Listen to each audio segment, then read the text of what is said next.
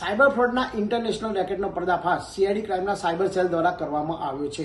આ રેકેટનો રેલો ગુજરાતના ભાવનગરથી માંડીને દેશના 26 રાજ્યો તેમજ 6 કેન્દ્ર શાસિત પ્રદેશ સુધી ફેલાયેલો છે।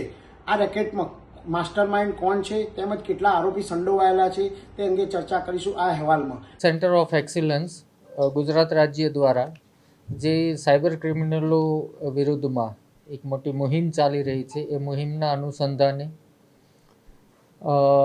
FIU દ્વારા આપવામાં આવેલ ડેટા અને એની સાથે I4C અને 1930 ડેટાબેઝનો ડિટેલમાં અભ્યાસ કરી અને ભાવનગરથી એક ગેંગ પકડવામાં આવી છે। આ ગેંગના 10 સભ્યોને પકડવામાં આવ્યા છે। આ ગેંગ દ્વારા 719 કરોડથી વધુ રકમના સાયબર ક્રાઇમમાં સક્રિય ભૂમિકા ભજવેલ હતી, જેમાં 33 જેટલા રાજ્ય અને કેન્દ્ર શાસિત પ્રદેશના નાગરિકો વિક્ટિમ બનેલા હતા અને 1594 જેટલા ગુનાઓમાં આ ગેંગની ક્યાંક ને ક્યાંક સંડોવણી સાબિત થયેલ છે, જેમાં મુખ્યત્વે મહારાષ્ટ્રના 300, તમિલનાડુ 203, કર્ણાટક 194 અને ગુજરાતના 97નો સમાવેશ થાય છે। આ આખા નેટવર્કની ખાસ બાબત એ છે કે ભાવનગરમાં 110 મ્યુલ અકાઉન્ટ ઉપર અમે લોકો કામ કરતા હતા।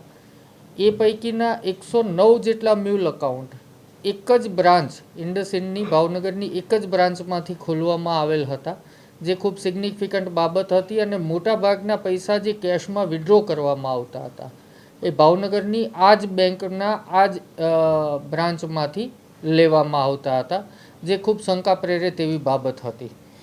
જેના આધારે આ વિષય ઉપર કામગીરી કરતાં આટલા ગુનાઓની ડિટેક્શન થયેલ છે અને 10 આરોપીઓ અટક થયેલ છે। આ લોકો મુખ્યત્વે જે સાયબર ક્રાઇમ થાય છે એવા investment fraud, UPI related fraud, loan fraud, task fraud, digital arrest fraud, deposit fraud, part time job fraud અને વિશિંગ કોલ ફ્રોડ, આના નાણાંઓની લેવડ દેવડનું કામગીરી કરતા હતા। સાયબર ક્રાઇમમાં સામાન્ય રીતે અથવા તો મુખ્યત્વે આરોપીઓ જે છે એ વિદેશી હોય છે અથવા વિદેશમાં ક્યાંય બેસીને સાયબર ક્રાઇમ કરે છે, પરંતુ એને પૈસા મેળવવા માટે થઈ આપણા રાજ્યમાં કે અન્ય રાજ્યમાં મ્યુલ અકાઉન્ટ્સની જરૂર પડે છે। તો આખી ચેઇન એ રીતે ચાલે છે કે મ્યુલ અકાઉન્ટ ખાતા ધારકો પોતાના ખાતા એમના હેન્ડલરને આપે છે, હેન્ડલર એમની સાથે ખાતું ખોલાવવા જાય છે, ત્યારબાદ કેશ વિડ્રો કરવાના હોય ત્યારે પણ હેન્ડલર સાથે જાય છે, એ પૈસા કેશમાં વિડ્રો કરી એની આગળના હેન્ડલરને આપે છે। આગળનો હેન્ડલર પોતાના દુબઈ બેઠેલા બોસને પૂછે છે કે આ પૈસા ક્યાં મોકલવાના છે, ક્યાં USDT વોલેટમાં મોકલવાના છે। દુબઈ બેઠેલો વ્યક્તિ ચાઇનીઝ કે બીજી કોઈ પણ ગેંગને પૂછી અને ક્રિપ્ટો વોલેટ આપે છે, ત્યારબાદ અહીંયા USDTનું કામ કરનાર વ્યક્તિ પોતાનું કમિશન લઈ આ પૈસા વોલેટમાં ટ્રાન્સફર કરે છે। આમ 4 થી 8% કમિશન મેળવવાની લાલચમાં 4 થી 5 સ્તરમાં આ ક્રાઇમ અહીંથી આચરવામાં આવે છે અને જે પૈસા મોટાભાગે વિદેશીઓના હાથમાં જતા હોય છે। તો આ ગુનામાં અલ્પેશ મકવાણા ભાવનગરનો વતની છે, એ હેન્ડલર તરીકે કામ કરતો હતો અને ખાતા પણ પૂરા પાડતો। મહેન્દ્ર મકવાણા સેમ ભૂમિકા છે, ભાવનગરનો છે।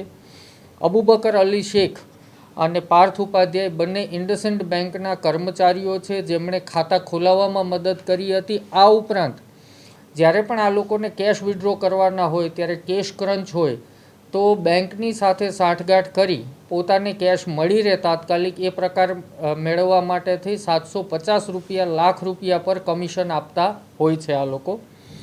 પ્રતિક વાઘાણી એ પણ મ્યુલ અકાઉન્ટ પૂરા પાડનાર અને હેન્ડલરના રોલમાં છે। વિપુલ ડાંગર એ પણ એ જ ભૂમિકામાં છે। જયરાજસિંહ રાયજાદા જે છે એ આ પૈસા તમામ કેસમાં ભેગા કરી અને આગળ ગુરપરબસિંહ ટાંકને આપતા હતા। ગુરપરબસિંહ ટાંક પોતે USDT વોલેટમાં એને કન્વર્ટ કરતા હતા।